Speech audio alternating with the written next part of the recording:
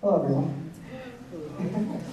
So, my name is Daniel Falcone, and I am the leader of our Difference Maker Personalized Learning. My members that couldn't be here today are Kavya and Manjo, who are our two computer scientists, and Jenny, who is our lead researcher in psychology and education. So, personalized learning focuses on two major issues that we see here in America. The first being in higher education. Now, it's to no one's surprise that college is getting more and more expensive as the years go by at an exponential rate. However, it's kind of shocking when you think that the majority of students in the first 4 years of attending college do not graduate. And that number is still around roughly half after 6 years of attending college. Now, we have found out that over the past few years, there has been a large amount of students that are voicing their that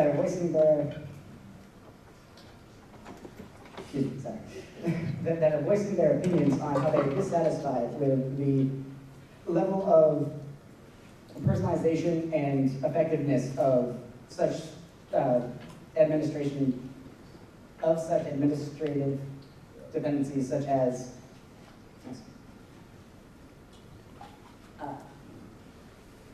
sorry about this. All right. They're not satisfied with administrative aid or class scheduling. Now, another topic that we want to focus on is training is extremely expensive in corporate America. Now, the average company, depending on their size, spends anywhere between $200,000 to $13 billion a year in their training budget. Roughly 60% of this budget is spent on one-on-one personalized training for the top level executives, and we believe that that is kind of absurd. Now, who do we want to help? We really want to help students, professors, and large businesses. On students, we want to be able to give them the ability to make a completely personalized and tailored learning experience that they will know everything about their classroom before they step foot in the door.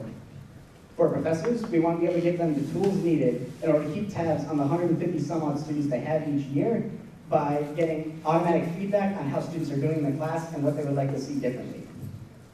And for large businesses, we want to be able to help streamline and make their selection for mentors and coaches and teachers for the top executives more efficient and thus bringing down their costs. So our solution is a web-based platform. Our system is going to be utilized in psychology, learning styles, and machine learning. The way our system is going to work is it's going to be assessing both students and professors and generating responses based off of their learning styles and their teaching styles, and assigning them colors and giving them a ranking order on what they prefer in their individual classroom setting. After this, the system is going to be giving those students suggestions based off of these and which class of the say 4 that they can select, which one will best fit their needs and they will be most satisfied with.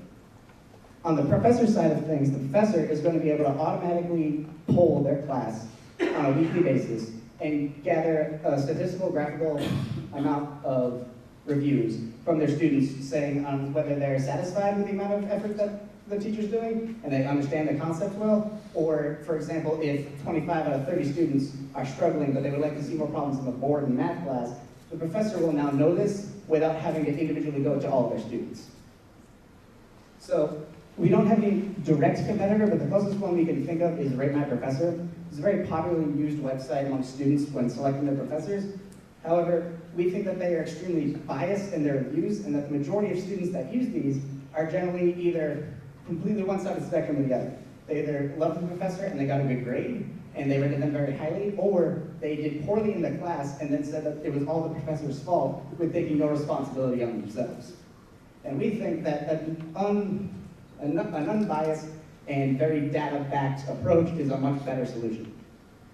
So, are we sustainable? We have slightly under $5,000 in lump sum costs between getting an API, our initial cloud storage domain name, and everything maintaining the system, not including labor. And we plan on generating revenue on a yearly basis as a subscription fee to colleges and businesses that would like it. We'll also be able to collect data and sell it to companies such as Pearson, McGraw, and either the university themselves in order to help tailor their marketing and their overall packages for students, so that way they know when they're making a help guide for students that it's hitting them directly on the head, and it's most effective for students that are struggling.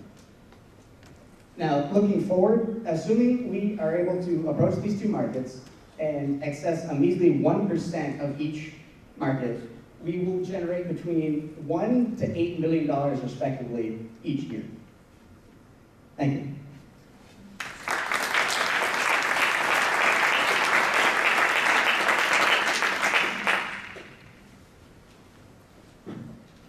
Thank you, Danny. Nice job. I know it's been a wreck being up there, but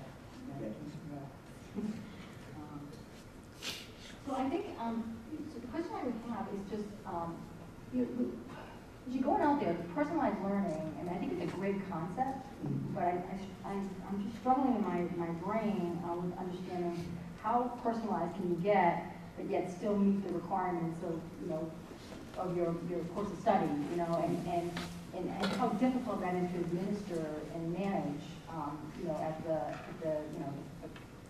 college level. I just struggling with that a bit. Can you help me understand? So we understand that we're not going to be able to be the one-size-fits-all, and we're not going to be able to create more jobs if there are professors that don't teach the certain way you want to be taught. Right. We more take the approach that if you were given, like say you can take Calculus 1 and you have 4 professors available, based off of your preferences and the reviews of the professors themselves and other students, this is your best bet. And then even if you're matched with a professor that you're struggling really hard to understand well, because there's only one professor available, you can still give that weekly feedback to the professor and kind of show that you are struggling, but you're really trying. So it's not necessarily that we're going to be the end-all be-all, it's more so just allowing a transparency between the two parties. I was just wondering how you came up with the figure for revenues. Yeah, so the revenue streaming is based off of standard data rates that companies like Facebook use when they sell their data to ad revenues.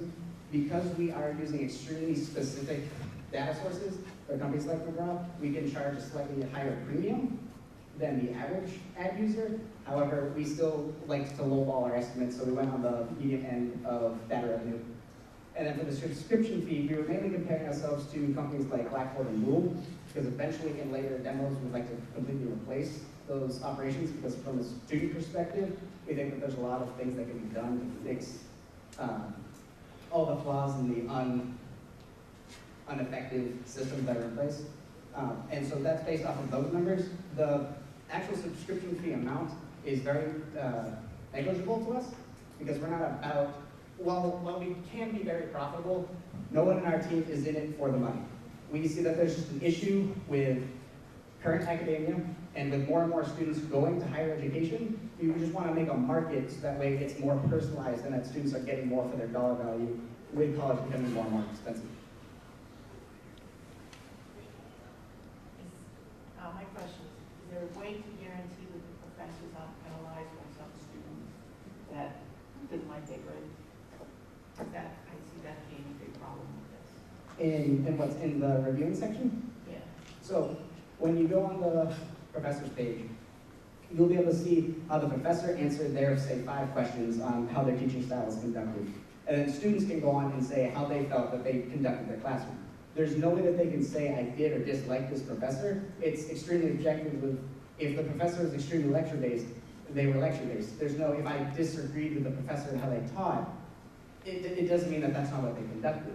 And we're also planning on any classroom that is linked with the Echo 360 program will allow students to get a glimpse of how the professor conducts their lecture anyways, so they can see firsthand. There's no real way that they can simply fill in a column list and say, oh, this person was terrible because, blah, blah, blah, they make an excuse for why they got a bad grade. We wanted to take out any possible bias, so that way it's strictly objective and will help both parties. Students' grade is going to be... No confidential data is going to be represented, and the polls that the professor will get will not be shown with what student says what. It's just going to be completely out of the amount of students that were polled. This many replied, and this many said this. And how far along is your software to do this? So we originally have a somewhat working prototype, but then we completely revamped it after the creative entry competition, and we also went through a couple of computer scientist changes. So right now we're still kind of at round one, we only have a version 1.2 of our software, so we're still, I would say, about 3 to 4 months away from being fully ready to implement. But I've already been talking to multiple professors, the provost, and the ex-vice president of Dean College about possibly integrating it. I'm afraid we